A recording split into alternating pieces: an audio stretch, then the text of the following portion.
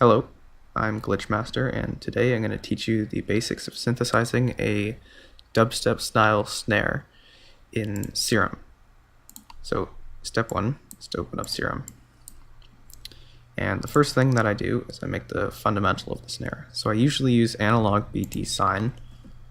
It is a slightly distorted sine wave.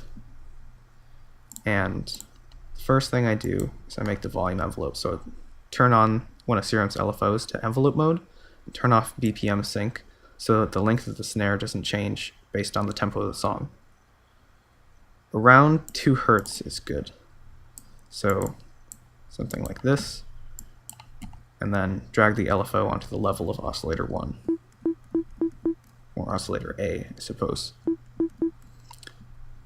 That's pretty good. And now I'm just going to draw in some notes here. Make sure you have them set to infinite if you're in FL, because that'll mean that the notes don't end. This is good for drum samples because it won't ever cut off the sound by ending the note. Alright. So that's a pretty good fundamental sound. But we need to add a pitch envelope. So in envelope 2, turn the sustain to 0 and the decay to around 40 milliseconds. That works well. And then drag envelope 2 to the coarse tuning of oscillator A.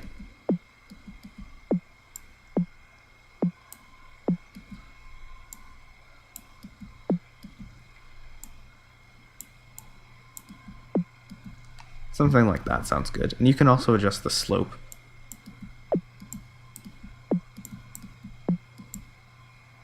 Usually the default sounds fine.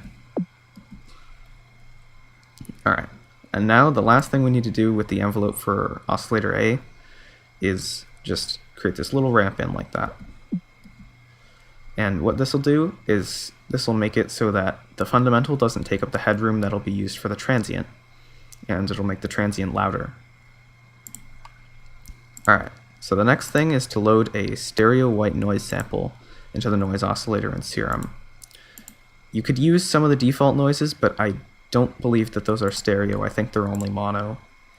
So just make a stereo white noise sample with pretty much any synth, or you could probably find one online as well.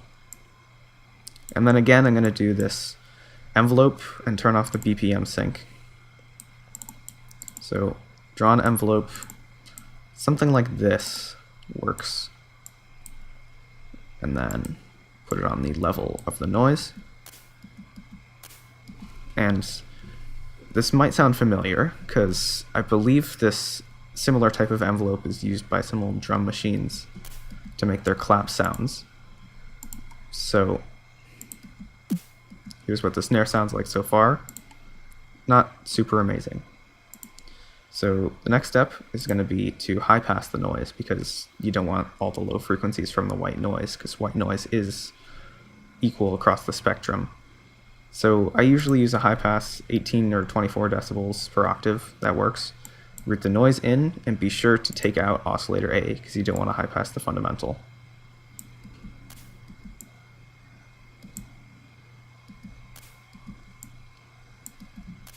Around 500 Hertz seems to work well.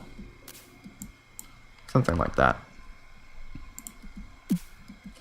And something I also like to do to add a bit of character to the snares is to find some kind of wavetable in Serum. Let's try prime. And I also assign it an envelope. I could type this.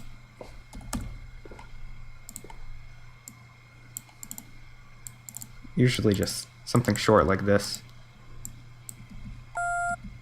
It'll add a little bit of character to the snare.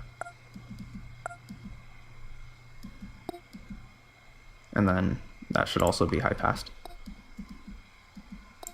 And you can mess around with the bend modes and the wavetable positions so that it morphs over the course of the decay.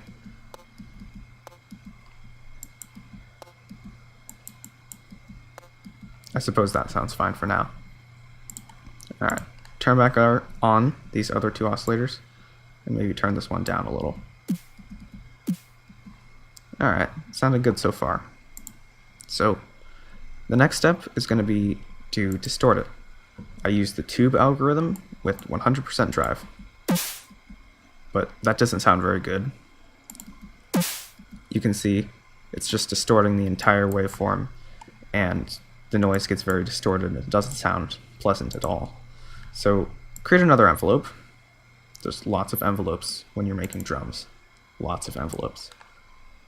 And assign this to the mix of the distortion. You can hear how much that distorts the fundamental and how much it adds to it. And now you can just add a little bit of compression for gain. And that sounds pretty good. But another thing that's very useful when you're doing drum synthesis, or even just drum processing in general, is to do some multiband compression. So set the bottom band to have the fundamental in it. That looks good. And then I'm going to use something like that with maybe 30 milliseconds of attack. So it cuts off some of the later bit of the fundamental, and it leaves more of the transient, even though the fundamental isn't too particularly transient heavy. I find that this helps, because a lot of the problems I hear with snares is that they stick around for too long.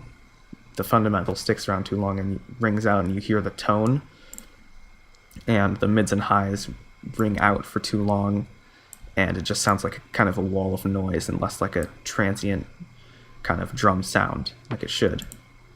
Alright, and again, we're going to use around 30 milliseconds of attack time here. Something like this. I typically do some fairly harsh compression on the mids and highs, and then use the post gain to bring it back up.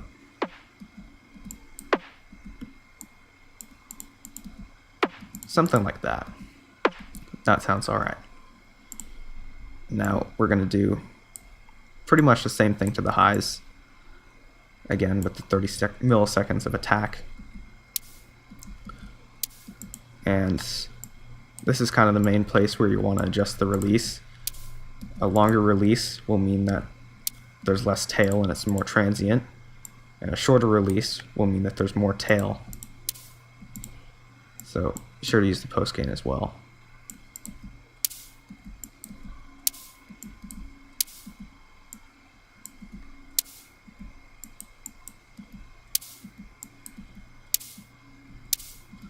I think that sounds good.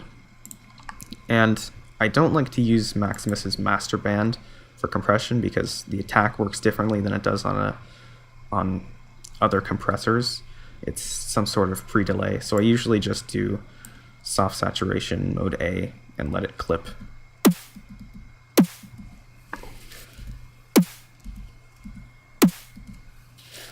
And that sounds pretty good. And I think that's it for today. It sounds good. Maybe we could cut down on the fundamentals envelope a little bit. Yeah, that's even better. Alright, but that's the basics of synthesizing a snare drum sound, typically suited for dubstep or drum and bass, harder music genres. And thank you for watching. Have a nice day.